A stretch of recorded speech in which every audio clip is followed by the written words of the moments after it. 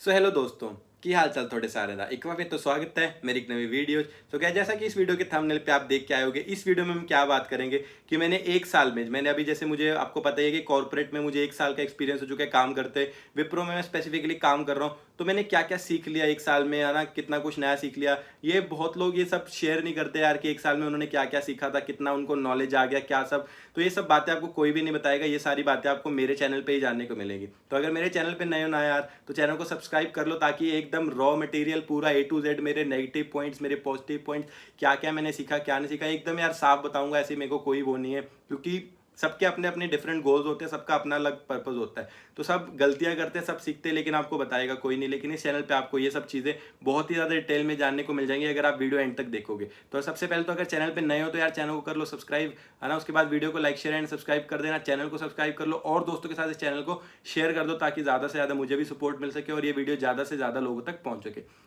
तो उसके बाद अभी जैसे सब आपने अगर मेरी पहले वाली वीडियोस देखी होंगी, मैंने आपको बताया कि विप्रो का वर्क कल्चर कैसा है, विप्रो के प्रोज एंड कॉन्स क्या है, विप्रो में मेरा एक्सपीरियंस कैसा रहा टोटल एक साल का, कैसे मेरी प्लेसमेंट हुई, कैसे मेरी ऑनबोर्डिंग हुई, क्या सब हुआ, मैंने ऑलरेडी पिछली वीडियोस में बता रखा है। तो इस वीडियो में अगर आप इस वीडियो में हम स्पेसिफिकली बात करेंगे कि क्या मैंने विप्रो में आने के बाद, विप्रो से पहले मेरे को कितना आता था, विप्रो में आने के बाद मैंने कितना सीखा, और क्या क्या मुझे चैलेंजेस फेस हो रहे हैं या क्या कुछ मैं कर रहा हूँ। तो ये सब बातें डिटेल में बताऊंगा। तो अभी सबसे पहले तो मैं आपको बताता हूँ, जब मेरी प्लेसमेंट हुई तब मुझे जो प्रोग्रामिंग की नॉलेज थी, वो आप कह सकते हैं थ्योरेटिकल नॉलेज थी, प्रैक्टिकल नॉलेज मुझे प्रोग्रामिंग की बहुत कम थी। कि मैं हाई लेवल के प्रोग्राम वगैरह कोड नहीं कर सकता, क्योंकि मुझे कोडिंग में इंटरेस्ट ही नहीं था। क्योंकि जब मैंने कंप्यूटर साइंस वगैरह ली तो वो ऐसे ही ले ली थी, मुझे कुछ नहीं पता था, मैं एक एवरेज स्टूडेंट था। लेकिन एवरेज स्टूडेंट का मतलब ये था कि मुझे पढ़ाई में तो इंटरेस्ट था, लेकिन कोडिंग में इंटरेस्ट नहीं था। तो अगर आप ऐसे मेरे चैनल पर जाके देखेंगे तो मेरी जो ब्रांच थी वो क्या है, computer science with specialisation in internet of things. ठीक है, इंटरनेट ऑफ थिंग्स आईओटी में था मैं। तो उसके ऊपर जो मेरे को आईओटी में बहुत इंटरेस्ट था, तो मैंने आईओटी में बहुत मेहनत करी। आईओटी के मैंने बहुत प्रोजेक्ट्स भी बनाए, जैसे कि home automation system, water alarm system, smart medical box, IoT के, मतलब आईओटी के यार मैंने बहुत मेहनत की, बहुत सीखी, और मुझे बहुत अच्छे से आती भी है। अगर आप मेरे जाके चैनल पे देखोगे ना तो आपको मिल जाएंगे सारे आईओटी के प्रोजेक्ट्स वगैरह। लेकिन मुझे कोडिंग की सिर्फ थ्योरेटिकल नॉलेज थी, जैसे सी प्लस प्लस, जावा, पाइथन। प्रैक्टिकल नॉलेज बिल्कुल नहीं थी, क्योंकि मुझे कोडिंग पर्सनली ना तब पसंद थी ना अब पसंद थी। ठीक है, तो अब मैं एक एवरेज स्टूडेंट था, लेकिन मैं पढ़ाई में अच्छा था। तो मेरी सीजीपीए अप्रोक्सीमेट 7.5 से ऊपर रही हमेशा। जो मेरी पूरी फाइनल सीजीपीए बनी वो कितनी बनी, 7.8 बनी।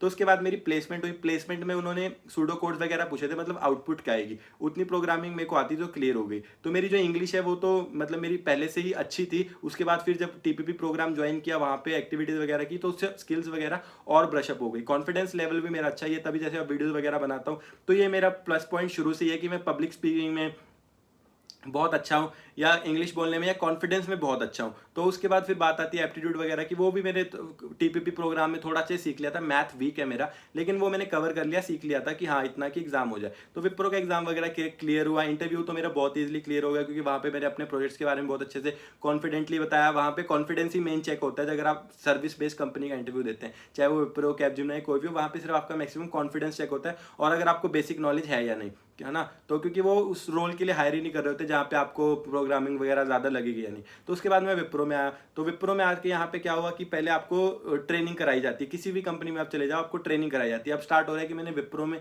क्या क्या सीखा है, मुझे कितनी नॉलेज थी, मैंने बता दिया।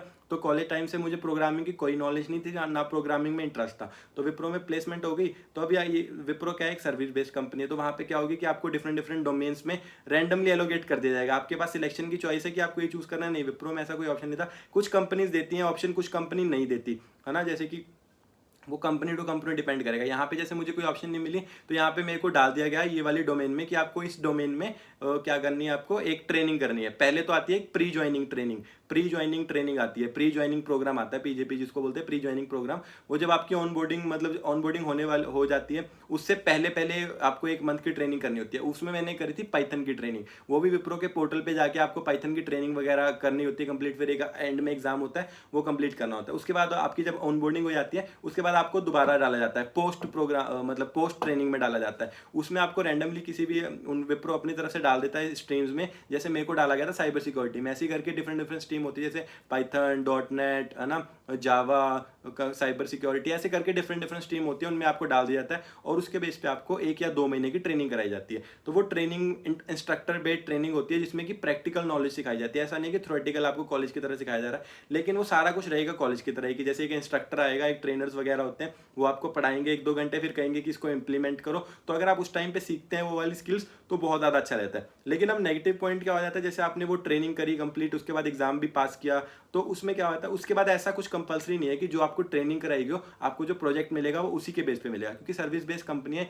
यहाँ पे रिक्वायरमेंट के बेस के ऊपर आपको मतलब डाल दिया जाता है किसी भी प्रोजेक्ट में। ऐसा नहीं है कि जैसे आप बेंच पे बैठे हैं तो आपको प्रोजेक्ट की कॉल आ रही तो आप मना करते जा रहे हैं जब तक आपको वो टेक्नोलॉजी मिले, ऐसा नहीं होता। आपको जो प्रोजेक्ट के लिए कॉल्स आती हैं उसमें आपको 1 या 2 मतलब कॉल्स के बीच बीच में आपको कर लेना था ज्वाइन, क्योंकि आपको कॉल्स भी थोड़ी लेट आ रही होती है, क्योंकि हायरिंग बहुत ज़्यादा है, बच्चे बहुत ज़्यादा है, तो प्रोजेक्ट में बहुत मुश्किल से ही सिलेक्शन होती है।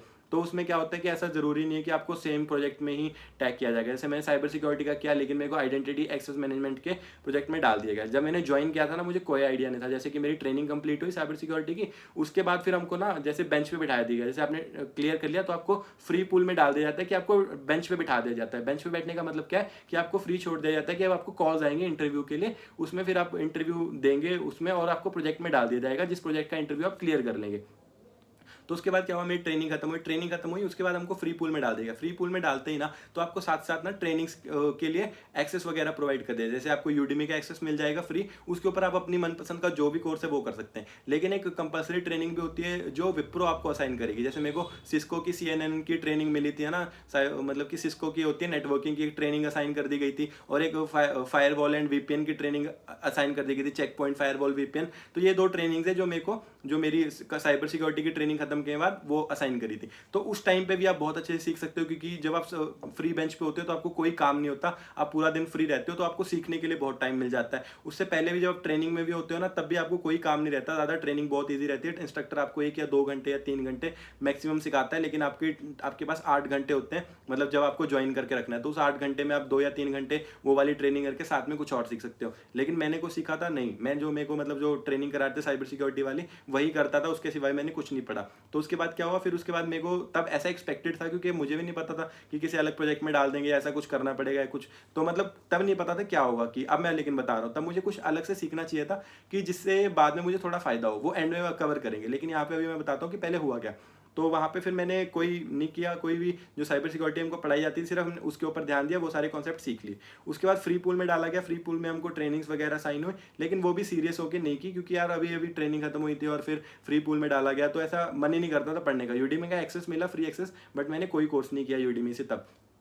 तो जो हमको उसकी फायरवॉल की चेक पॉइंट फायरवॉल की ट्रेनिंग असाइन थी वो कंपलसरी थी, इसलिए वो मैंने कर ली। तो वो भी मैंने करी, लेकिन इतनी सीरियस होकर नहीं करी, क्योंकि उसमें मतलब खुद से करनी थी सारी, हमको कोई देखने वाला नहीं था, हम कर रहे हैं या नहीं कर रहे वो भी कोई देखने वाला नहीं था। तो बस उसमें ऐसा ही था, कई बार जैसे वीडियो अच्छे से देख ली, कई बार स्किप करके देख ली, तो ऐसे करके वो भी अच्छे से नहीं की। उसके बाद क्या हुआ कि 1-1.5 महीना मैं रहा फ्री पूल में। उसके बाद फिर मेरे को एक कॉल आया प्रोजेक्ट के लिए, तो वो मैंने बताया उनको किया कि हाँ ये ट्रेनिंग हुई है, सब हुई कंप्लीट हुई है। उन्होंने जनरल सा इंटरव्यू लिया कि हाँ तुम्हारा रिज्यूम वगैरह देखा। तो उसके बाद फिर उन्होंने प्रोजेक्ट में टैग कर दिया कि हाँ इस प्रोजेक्ट में तुम सिलेक्ट। हमसे पूछा गया कि तुमको आना है या नहीं, तो हम ऑब्वियस ही बात है, हमको 1-1.5 महीना फ्री बैठे हो गया, तो फ्री बैठ ज़्यादा टाइम तो बैठ नहीं सकते। तो हमने भी बोला ठीक है हमको एलोकेट कर दो प्रोजेक्ट में, क्योंकि हम लोकेशन से भी सेटिस्फाइड थे और जितना उन्होंने हमको बताया था कि प्रोजेक्ट में क्या क्या होगा, हमको काम भी ठीक लगा, तो हम आ गए। तो अब हम जब प्रोजेक्ट में टैग होते हैं, हमको तो कुछ नहीं पता होता यार शुरू में, यार उन्होंने जितना बताया तुमको उतना पता होगा, डिटेल में हमको पता ही नहीं होता कि हमको एक्जैक्टली उनसे क्या क्वेश्चन पूछने कि किस चीज़ का प्रोजेक्ट है, सपोर्ट रोल है या नहीं। तो हमको ऐसा कुछ भी नहीं पता, तो उन्होंने जितना हमको बताया हमने हाँ हाँ बोल के प्रोजेक्ट में टैग हो गए। प्रोजेक्ट में टैग हो गए तो वहाँ पे भी दोबारा से आपकी ट्रेनिंग आती है कि आपको ये सीखना है। तो वहाँ पे मेरे को डाला गया था आइडेंटिटी एंड एक्सेस मैनेजमेंट के उसमें। तो वो मेरी अब जो मैंने ट्रेनिंग करी थी उससे भी बिल्कुल अलग, ठीक है, उससे अब जो मैंने पूरी डिग्री में पढ़ा वो भी बिल्कुल अलग उससे। तो अब क्या था, दोबारा ट्रेनिंग में डाला गया, तो अब वो ट्रेनिंग सही से करनी कंपलसरी थी। तो मैंने आइडेंटिटी एक्सेस मैनेजमेंट के ऊपर ट्रेनिंग करी, जिसमें आपको डिफरेंट SSO के ऊपर, MF के ऊपर, तो ये सारे कॉन्सेप्ट्स वगैरह सिखाए जाते हैं। सिंगल साइन ऑन क्या होता है, मल्टी फैक्टर ऑथेंटिकेशन क्या होता है, APS अकाउंट प्रोविजनिंग क्या होता है, ऑथराइजेशन ऑथेंटिकेशन क्या चीज़ होती है, आइडेंटिटी एंड एक्सेस मैनेजमेंट क्या चीज़ होती है। तो वो सारी ट्रेनिंग कराई गई। फिर उसके ऊपर ओरेकल का टूल यूज़ करना सिखाया गया। ओरेकल बेसिकली हमको डाला गया था ओरेकल के बीच में, तो ओरेकल का टूल यूज़ करना सिखाया गया। तो वो सारी ट्रेनिंग चली 1-1.5 महीना ना। वो ट्रेनिंग कंप्लीट करने के बाद ही आपको प्रोजेक्ट में किसी टूल को यूज़ करने का या काम करने का एक्सेस मिलेगा। तो उसके लिए भी आपका क्लाइंट साइड पे भी इंटरव्यू होता है। तो वो ट्रेनिंग्स आपको बहुत सीरियस होकर करनी पड़ती है। तो हमने 1-1.5 महीना वो ट्रेनिंग बहुत सीरियस होकर की, सारा कुछ सीखा, सारे उसके फिर ट्रेनिंग के टेस्ट वगैरह क्लियर किए। उसके बाद क्लाइंट साइड पर इंटरव्यू हुआ, उन्होंने पूछा तो हमने आंसर दिए, तो उसके बाद फिर आपको एक्सेस मिला काम करने का। तो उसके बाद फिर पूरा काम कर रहे हैं, तो उसके बाद भी जब काम कर रहे हैं तो जैसे काम करना स्टार्ट किया ना, तो उसमें फिर पता लगा कि हाँ ये तो सपोर्ट का रोल है और हम L1 एज ए L1 काम कर रहे हैं सपोर्ट के रोल में, कि इनको सपोर्ट देनी है। तो हमारा कोई डेवलपिंग का काम नहीं है, कुछ नई स्किल सीखने का काम नहीं है, सपोर्ट का रोल है कि जैसे कोई ये इशू आ रहा है, इसको इशू को इसका प्री डिफाइंड सोल्यूशन है, अगर ये इशू आया हाँ इसको हम ऐसे ऐसे करके सॉल्व करना है। तो हाँ उसमें हमने सीखा, मतलब इनिशियली तो सीखा क्योंकि आइडेंटिटी एक्सेस मैनेजमेंट के बारे में कुछ नहीं पता था, तो 2-3 महीने तो पूरा सीखा, लेकिन उसके बाद एक सैचुरेशन पॉइंट आ गया जब हमको मतलब सारा कुछ ऑलमोस्ट मतलब एक रट्टा लग गया कि हाँ ये इशू आएगा तो इसमें ये देखना है, ये इशू आ गया तो इसमें ये देखना है।